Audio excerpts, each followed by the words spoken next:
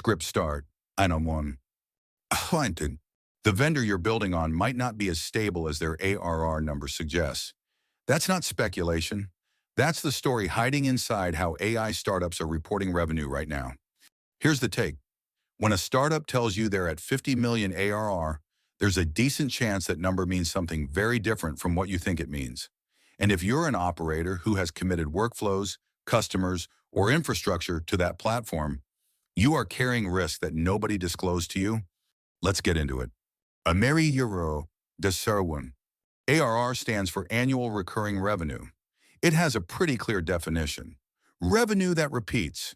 Revenue you can count on next year because a contract or a subscription guarantees it. It is the signal investors use to judge whether a SaaS business has real product market fit or just a spike of interest. But in the AI wave, that definition has been quietly stretched. Some startups are now counting usage-based revenue as ARR, even when usage could drop to zero next month.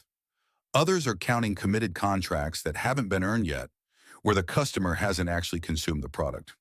Some are annualizing a single strong month and calling that the run rate, and a few are blending all three into one shiny headline number. The part that should concern operators most is this: their investors know. This is not a case of a founder fudging the books and hoping nobody notices. Sophisticated VCs are fully aware of the distinction between real ARR and what's being called ARR right now. They are choosing to let it slide because the narrative of hypergrowth is worth more to them in the current fundraising environment than precision. They are optimizing for the next round, not for your stability as a downstream operator. That is a systemic distortion, not an accident. Eddie versus one. Now let me give you the three arguments most commentators are getting wrong about this. Argument 1, people are treating this as a fundraising problem. It's not. Fundraising is their game. Inflating ARR to impress Series B investors is something between a startup and its cap table. That's their problem. But here's where it becomes your problem. You are not a passive observer to that inflation. You are building workflows on that platform. You are signing service agreements with that vendor. You are telling your own customers that you can deliver an outcome that depends on that vendor's continued operation. If the real recurring revenue is half of what's being reported, the company's unit economics look very different. Their runway looks different. Their ability to maintain the infrastructure you depend on looks different. You didn't get to vote on how they define ARR, but you are absolutely absorbing the downside if the real number tells a different story. Argument 2, people assume this is an edge case. It is not. The incentive to stretch metrics is not unique to a few bad actors. It is structurally baked into the current AI funding environment. When valuations are being justified by revenue multiples, and when the competition to raise is fierce, every founder has pressure to report the largest defensible number. The startups doing this are not outliers. They are responding rationally to the incentives in front of them, which means you should assume this is more common than the examples you've heard about. Argument 3, people think better due diligence is the answer. It helps, but it's not a full fix. Most operators don't have the leverage or the access to audit a vendor's financials before signing a contract. You're not buying the company, you're buying the API. And vendors are not obligated to hand you their real revenue breakdown just because you asked. So yes, you should ask harder questions, but also build your architecture as if the answers you get might be optimistic. So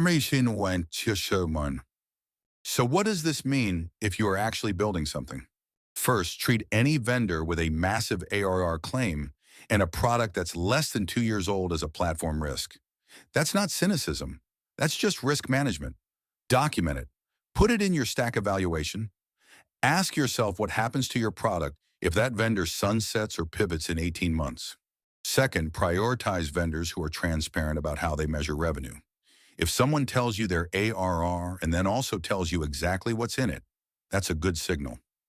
Opacity around metrics is a yellow flag. It might mean nothing. It might mean a lot.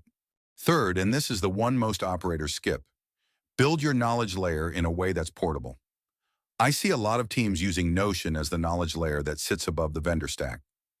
Prompt libraries, SOPs, workflow documentation, integration maps, all of it lives in Notion, not inside the AI platform itself. When I think about hedging vendor risk, that's the move I'd make first. If a platform goes sideways, you keep everything that makes your operation run.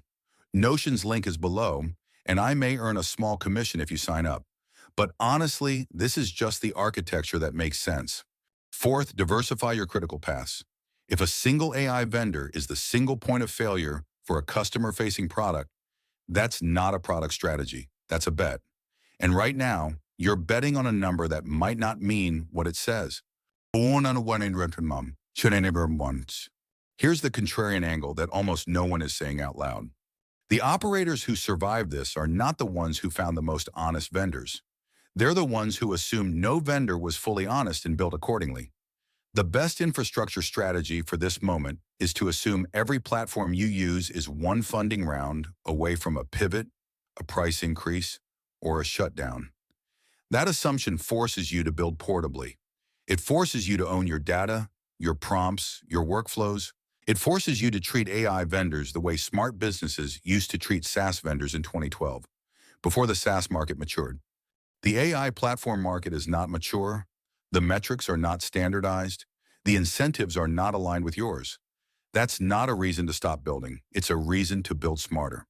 And one more thing. The startups inflating ARR are also, in many cases, inflating the perception of product market fit.